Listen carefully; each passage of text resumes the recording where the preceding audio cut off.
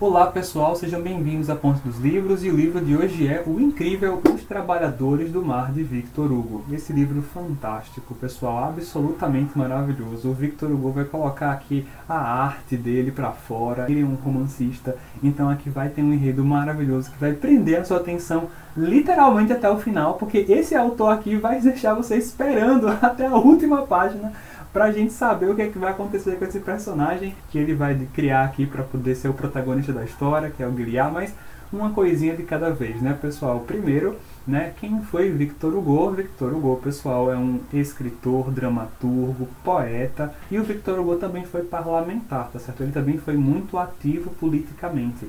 Então, lá naquela época, o Victor Hugo, para a gente contextualizar historicamente essa obra, em 1851, Napoleão III deu um golpe de Estado tomando o poder ali na França, e o Victor Hugo se pronunciou falando que ele era um traidor da pátria. Para não sofrer represálias políticas por conta do posicionamento dele, ele faz um autoexílio e ele sai de Paris, vai para Bruxelas, depois para Jersey e depois para Guernsey.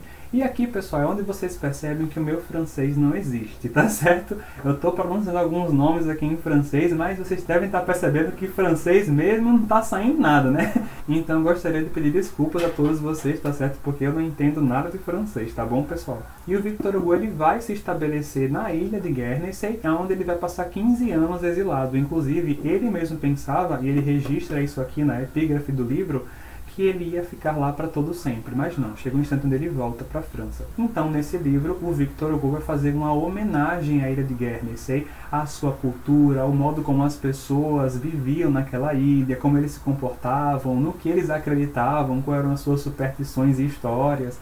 Então ele vai reunir, assim, pelo menos a primeira parte do livro, histórias, até dizer alguns acontecimentos que mostram o dia a dia daquele pessoal. Mas ele vai sim ter um protagonista e vai ter um enredo propriamente dito, em que o protagonista é o Gilliat. Ele é um pescador, mas ele é um pescador que ele fica um pouco mais recluso, ele não fica muito perto da galera, ele gosta de ficar na dele, simplesmente isso. Sempre teve um costume para ficar mais retraído, ele gosta da solitude, simplesmente isso. Mas o pessoal dessa ilha, o pessoal persegue muito ele porque o pessoal aqui é super supersticioso, né? Então eles acreditam que tem coisa do diabo, de fantasma, de feitiçaria, em tudo aquilo que eles não entendem e não compreendem muito bem. E o Gilliat, além dele ter sido uma pessoa que veio de fora da ilha de Guernsey, era um estrangeiro, e lá a galera também não gosta de estrangeiros, ele com a mãe dele, quando ele era criança, quando a mãe dele veio morar ali, e comprou uma casa que a galera falava que era mal assombrada, e depois que eles foram morar ali, os fantasmas saíram. E aí eles dão aquele pessoal que está morando lá por feiticeiros ou coisa do tipo. Inclusive eles falam que o Gilliat seria um filho do diabo, uma coisa assim. Mas aí depois a mãe dele morre, ele cresce, ele fica morando ali sozinho. E o Gilliat, ele também vai ter um conhecimento muito grande de plantas e de ervas. E ele vai saber manipulá-las de forma a criar remédios para as pessoas. Quando elas ficam doentes ou com febre, elas vão até ali e ele simplesmente dá o remédio para elas, mesmo sofrendo aquela perseguição. E olha só que interessante, né? O pessoal persegue ele com aquela superstição, mas quando precisa vai lá bater na porta dele, né? Mas ele, pessoal, não tá nem aí pra isso, ele ajuda do mesmo jeito. Apesar dele ser classificado aqui pelo Victor Hugo como um selvagem, né? Ele é sempre esse cara bondoso. Quando alguém está precisando ali de alguma ajuda no mar para ser resgatado, ele simplesmente vai, resgata a pessoa, não pede nada em troca. Ele tem uma habilidade, um contato muito grande com a natureza, onde ele vai ter uma certa habilidade para conseguir compreender como é que funcionam os movimentos do mar, o comportamento de alguns animais, de forma que ele tem uma aproximação muito grande com a natureza, sabe, pessoal? Outro personagem bem importante aqui da obra, pessoal, é o Lethéry. E o Lethéry, ele vai ter alguns paralelos com o Gilliat, porque ele é do mesmo comportamento que o Gilliat tem, só que ele é um pouco mais aberto, ele já vive e convive mais com as pessoas, ele tem uma facilidade para lidar mais com a galera, ele não fica tão recluso, e ele também vai ter uma filha. Na verdade não é filha, ele é tio daquela menina, que é a Déruchette, mas ele adotou como se fosse filha. E ele também, o autor fala aqui que ele vai ter dois amores, né? Um amor é a Déruchette, né, a filha dele, e a outra vai ser a Durand.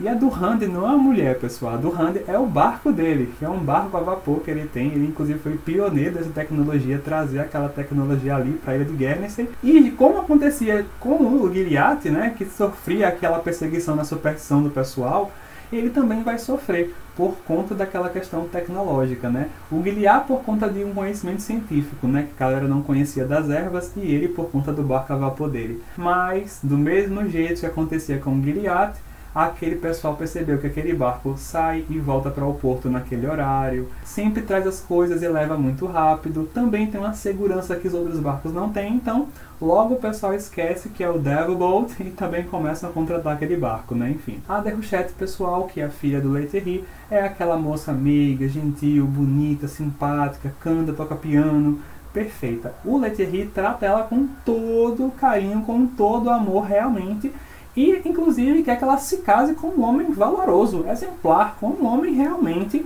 que vai merecer a sua mão. Não pode ser qualquer homem que vai bater na porta, não. Então tá todo mundo vivendo muito bem aquela vida, até que uma certa feita, a Déruchette está andando ali e ela vai se abaixar e vai escrever o nome do Gilliatt na neve. Ela percebe que ele está vindo logo ali atrás. E quando o Gilliatt se aproxima para ver o que ela escreveu, era o seu nome que estava escrito. Então ele vai ficar perdidamente apaixonado pela Déruchette, vai perceber que ela estava ali de alguma forma, né, chamando a atenção dele. Ele não consegue, pessoal, se aproximar dela porque ele não tem o menor traquejo com mulheres. Quando ele vê uma mulher se aproximar, ele já fica desconcertado, não sabe muito bem o que fazer. Passam 4 anos nisso e ele não sabe como abordar essa menina, até que, pessoal, acontece uma coisa. O barco a vapor do Letterie vai numa neblina sofrer um acidente e ficar preso num rochedo que fica ali perto da ilha de Guernsey, que é a Douvres. E aí o barco não apenas quebra ali, como na tempestade que vai acontecer naquela noite, ele vai ser empurrado para cima e vai ficar incrustado entre aquelas duas pilastras de pedra gigantescas, aquelas duas rochas. E o Letterie, pessoal, vai ficar muito entristecido porque ele vai pensar, poxa, acabou a minha vida, né? Aquilo ali, aquele barco, era o único meio que ele tinha para sobreviver. Ele vai, então, pessoal, pensar que está na bancarrota completa. Ele não tem mais como nem sustentar, nem cuidar da Déruchette. E agora? Como é que ele vai fazer para sobreviver? Quando o pessoal soube que isso aconteceu, vai ali para casa dele, se reúne, parece realmente uma reunião de luto, sabe? A galera tá num funeral, todo mundo comentando o que aconteceu.